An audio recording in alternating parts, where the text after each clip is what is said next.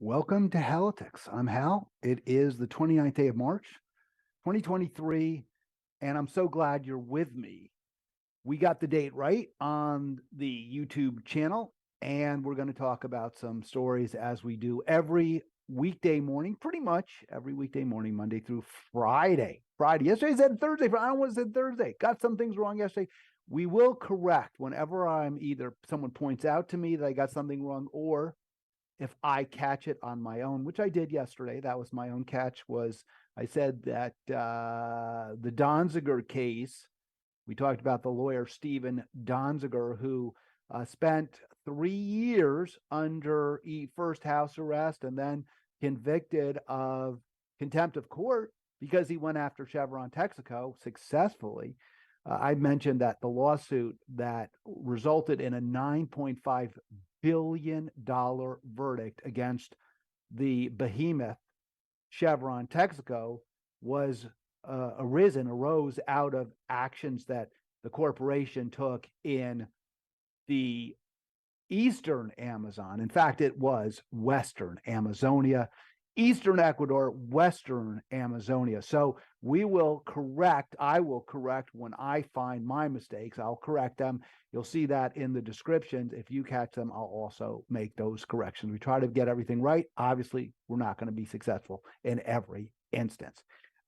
You should click subscribe. You should see the blue and white Halitics subscribe button in the bottom right of your screen. And also, I'd love it if you like my videos, but even more important is that subscription number. But liking is important too. Got a lovely like yesterday from Art telling me he was proud of me. And I thank you, Art, for that. I'm not sure what it is I said that you found worth showing pride of me, but whatever it was, I'd love to hear about it with a little more detail. Even I think that what Art likes is that I'm taking on the Democratic establishment, the liberal establishment, and that I think costs me a lot. Look, if I was out here bashing Trump, bashing Republicans, I'd probably have a bigger audience.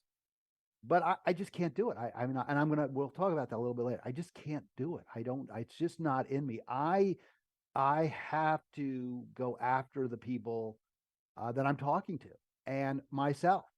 And I think it's so much more valuable when we challenge our own views and we challenge our own perspectives. In general, throughout my life, I've been much closer to the Democratic Party than the Republican. I move farther and farther to the left.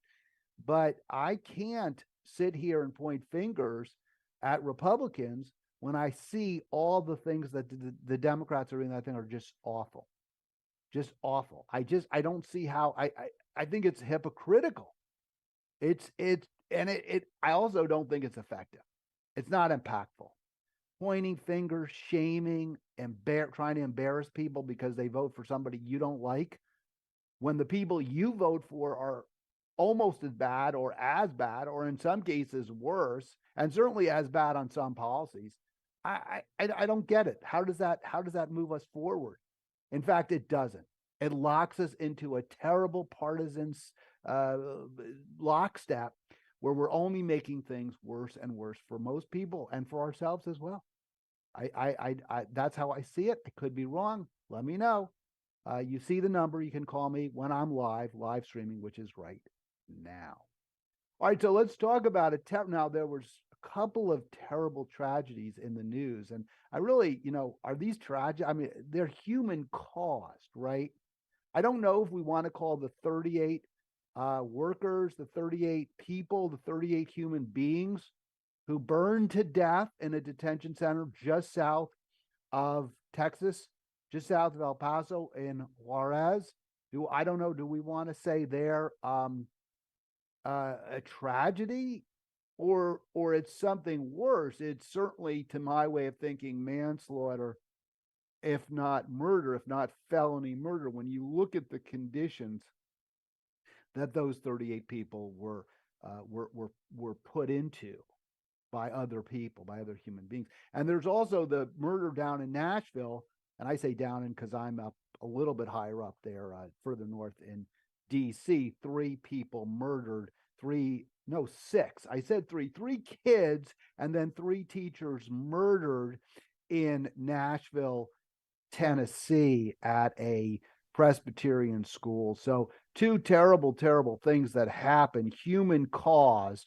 And of course, the murders in Nashville weren't just the result of one, obviously, I mean, no dispute, very seriously disturbed individual. It wasn't just that a woman took three weapons, including two assault rifles, and started shooting up the school.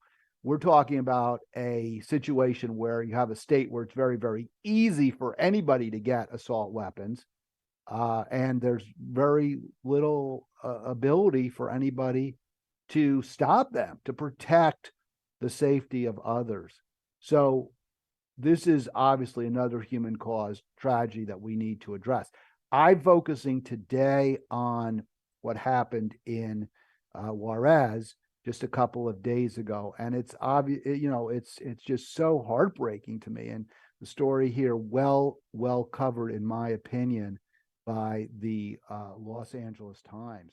So we'll get right into that and go right to the continue with our discussion here of what happened and why I think it's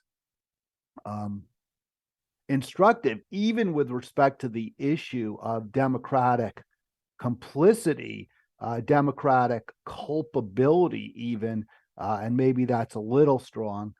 You decide. This is a terrible tragedy, and we're not on the American side doing what we need to. Remember, Trump got so much criticism and well deserved. I don't think he got enough criticism, frankly, for the way the Trump administration treated immigrants. To me, this was the worst thing he did. The worst thing that George W. Bush did was torture people. The worst thing that Trump, I look at how people are treated. Some folks talk about, contempt for democracy and terms like that, I can't connect that necessarily to human beings. I'm not sure what that exactly means. But what I can tell you is when people, oh, it's not the United States. Okay. I'll say that's a little bit maybe makes it less culpable. There's a little less culpability on the Biden side. I do remind people, and I think it's important we keep this in mind, that the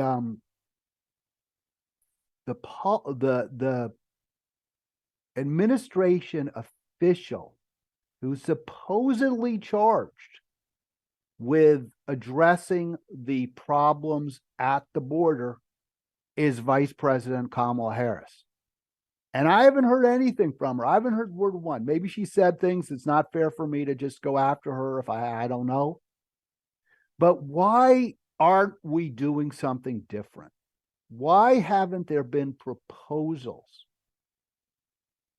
to, again, some kind of amnesty, stop the drug wars in Latin America, stop dumping agricultural foodstuffs into Central and Latin America, South America, where we are destabilizing the agricultural industry, forcing people off the land into crowded cities where there are drug wars, where there's no real ability to make any kind of a living. This is American policy. I haven't heard word one about changing. So yes, it is also on Biden. Yes, it is also on Kamala Harris. And you can read here, he's not Trump, right? So that makes it, I guess, okay. I'm not seeing that. 11:15, if you want to join me, I'm not going to keep asking you to call, but I'd love to hear from you.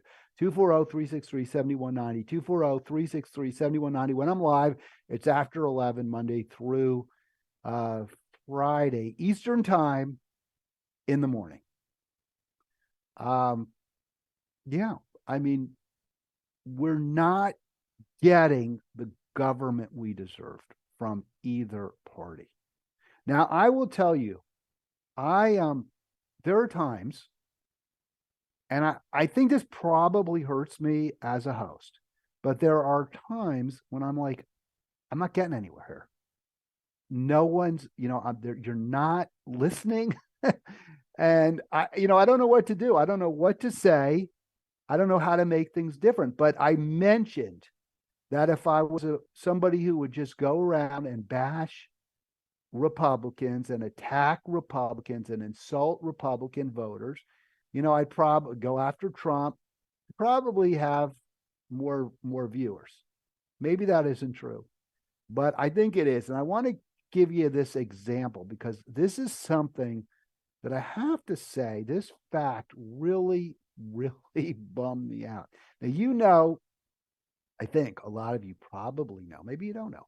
I used to be an organizer for the organization. Well, I was actually called coordinator because they wanted to give me a bigger title. So fine, it was nice. I was the national coordinator, one of two national coordinators for the organization Our Revolution. And I have a lot of fond feelings, warm feelings for Our Revolution. I did leave. One of the big factors, the big reasons that I decided I didn't want to be part of this organization as a full-time coordinator. Well, besides I wanted to do what I'm doing now.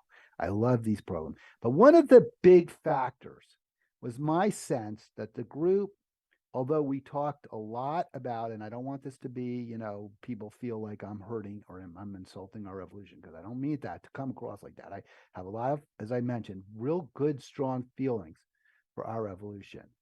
And I still a positive, strong positive feelings. I want it to be real clear. And I still work for the Maryland chapter as a state organizer. But one of the concerns I have had about this group is a feeling, and by the way, this is so not limited to Our Revolution. This is not a negative. This is not like I'm singling them out or there's better. Maybe DSA in some ways is better on this. In other ways, I have issues with DSA that I don't have. I think the wokeness at DSA is right now, and they had a big debate. I don't know if they did it. I'm not sure. DSA voted on whether to eject, or I don't know what the right word is, kick out of their organization AOC, Jamal Bowman, and Cori Bush because they voted for the package, the military package, the Pentagon budget, and supporting more killing in Ukraine. And I think there were some other pro-military votes, pro-Pentagon budget votes that they took. And that led to this decision whether to kick them out of the group. And I love that. I think that's great. I think we have to hold accountable everyone. And one way you can hold them accountable is if they're in your organization, they don't live by your values, they don't live by your standards, you say you can't be part of our group anymore.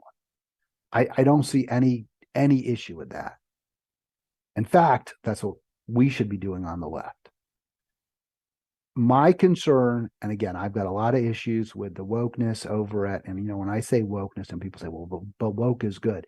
I think it's good to a degree, but when you insist on it, when you shame people if they don't adopt your view of social justice, then I've got a real problem. And I think that's what DSA does. I don't think that's a problem when you're saying we have standards. And one of those standards is you don't vote for bloated Pentagon budgets. You don't ignore American killing overseas or the way we're helping or the way we're supporting empire. That's a little different from a disagreement over whether the best way for justice in America is to fight for a very tight safety net and a low ceiling and not worrying so much about pronouns and diversity in every organization.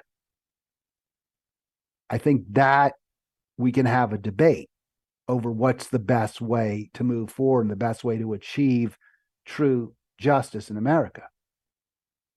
I don't think we can have a debate if we are a pro-peace organization and we're supporting ever more bloated Pentagon budgets and giving every dollar that the generals want and the for-profit weapons makers want. To me, that's not something that can be argued. So I'm good with what DSA is doing, where it's trying to say we have standards, AOC, Jamal Bowman, Cori Bush, you don't meet them. I like that. I have a problem.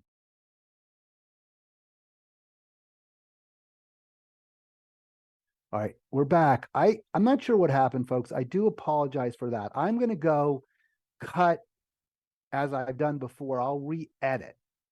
But I just want to say I have my issues with Raskin. I don't think he's been on our side, and I don't like it. So let me play this video here real quick, and we're going to cut this off in a minute. I promise we're going to get all these problems resolved. I've been doing, I thought, a really good work, but a little bit of a problem. So here we go. We did have some Republican support in Maryland, and there's been some bipartisan support at the state level. Our problem with the MAGA Republicans now is they operate completely as a monolithic herd, and none of them are going to support it unless all of them are going to support it. And the only thing really all of them support at this point is Donald Trump.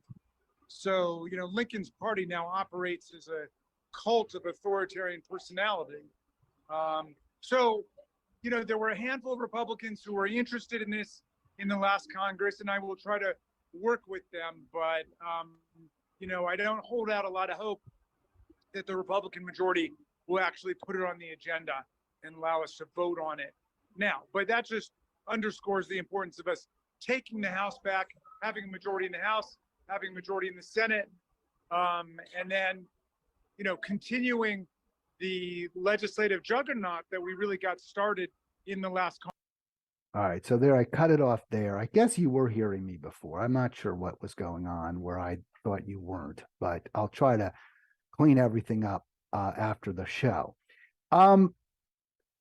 So there were two things that Raskin said there that really jarred me. He complained about the MAGA Republicans being a cult because they only act in lockstep. And he also talked about the legislative juggernaut that was the Democratic Party before the midterms, where they lost their majority. Almost. Well, they lost the majority. The Republicans have a very slight majority in the Congress right now, in the House, not in the Senate. So I was like, that's just such BS. I mean, how do people get away with this? Why do we let this happen? No, we do. And I mean, so let's talk first about Raskin claiming or complaining, shall we say, that Republican conservatives are these MAGA nut jobs, right? That's his problem with them, right?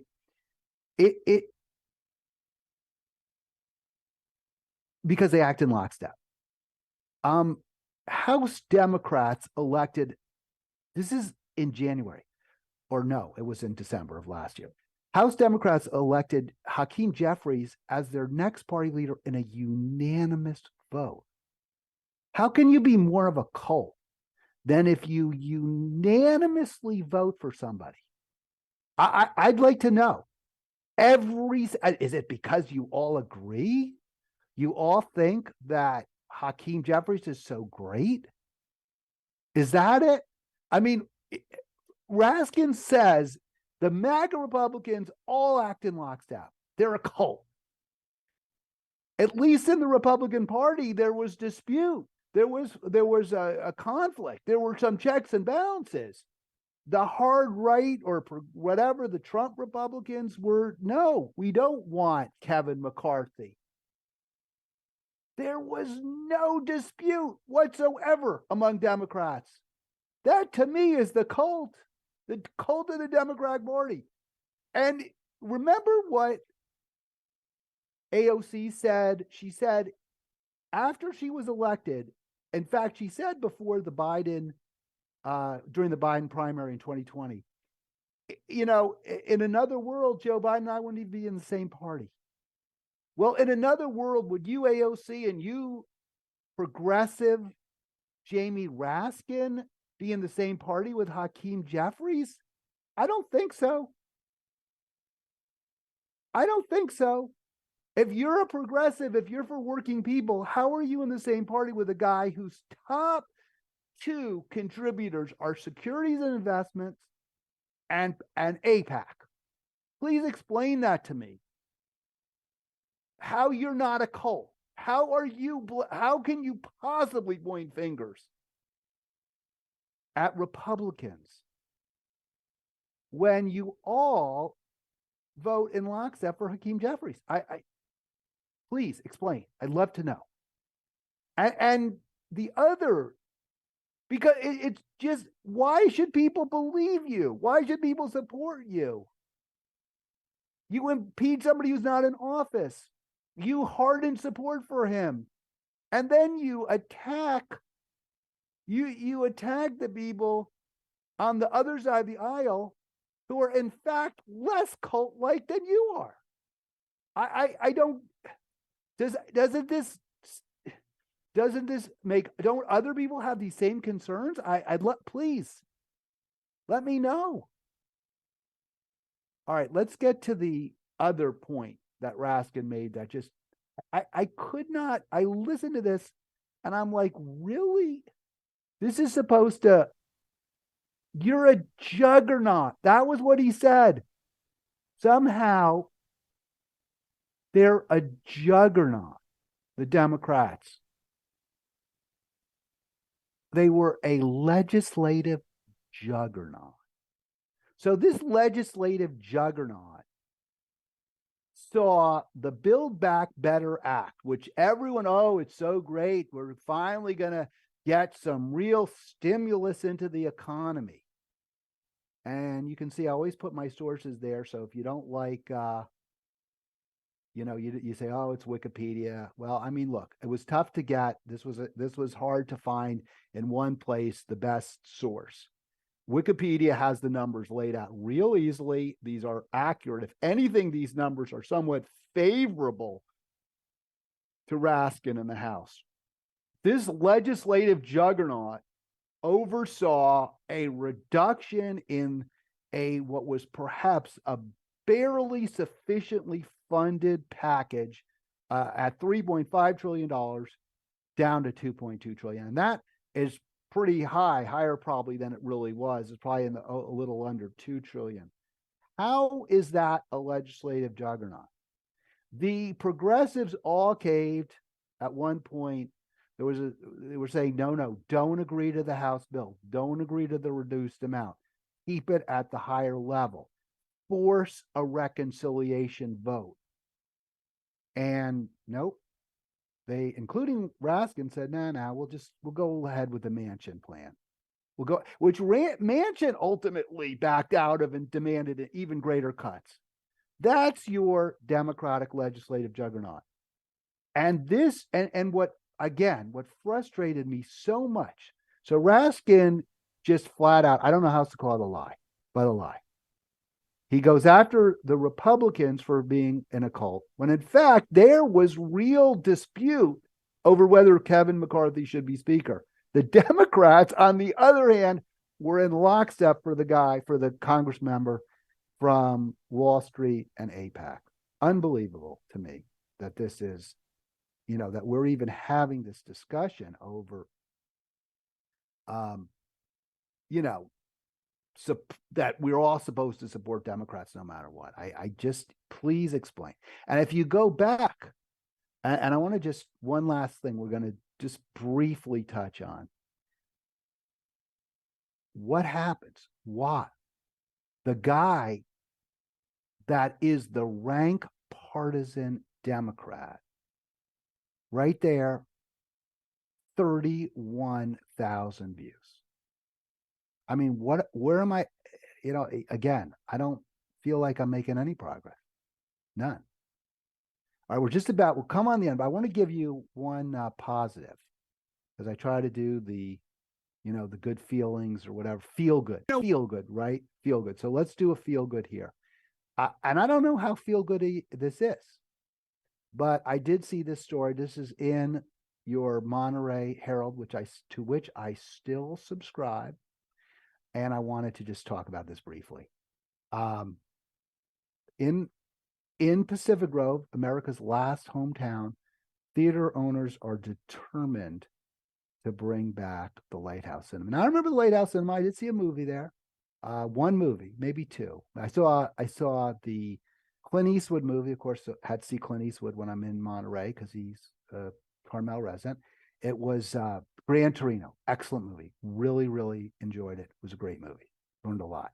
And I saw another really good movie. I can't remember now the name of it. It was with Ben Affleck's brother, Casey Affleck, and Michelle Monaghan. And I think maybe Val Kilmer, but maybe not. This was a movie about Boston, I think. And it was very, very good. Very, very good. They're detectives. I really enjoyed it. So I remember the Lighthouse Cinema with fond memories. I also remember the Oseo Cinemas in Monterey. But the fact of the matter is, I don't think I've been to a movie theater since I lived in Monterey, and that was to see a movie I couldn't stand. It was Batman Rising, I believe, Christopher Nolan, fascist movie, really. Islamophobic movie, got great reviews, hated it. I haven't been back since. And I think most of us now are like, well, why go? Unless you want to see the superhero movies, which have zero appeal to me, all the CGI, which I don't even feel are that great. You can see through them a lot of times. So, I mean, it's nice that they want to bring back the theater. We've seen the number of theaters drop 5% because of COVID and other factors. I'm surprised it's not a lot higher.